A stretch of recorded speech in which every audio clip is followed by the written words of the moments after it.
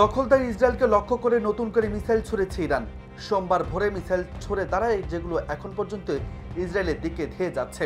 ইসরায়েলের প্রতিরক্ষা বাহিনী হোম ফ্রন্ট কমান্ড সাধারণ ইসরায়েলিদের বোমা শেল্টার ও আশ্রয় কেন্দ্রে প্রবেশের নির্দেশ দিয়েছে।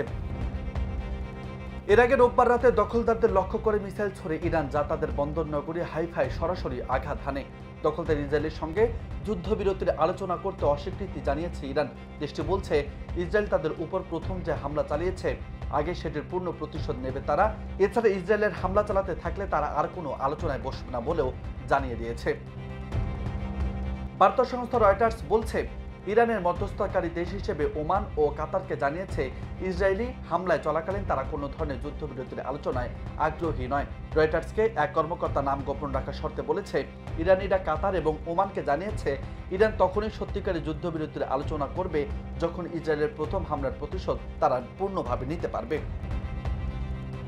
এর আগে ইসরায়েলি বিভিন্ন সংবাদ মাধ্যম দাবি করা হয়েছিল ইরান যুদ্ধবিরতির জন্য ওমান ও কাতারের সঙ্গে যোগাযোগ করছে, কিন্তু এই কর্মকর্তা জানিয়েছে এই দাবি সম্পূর্ণ মিথ্যা।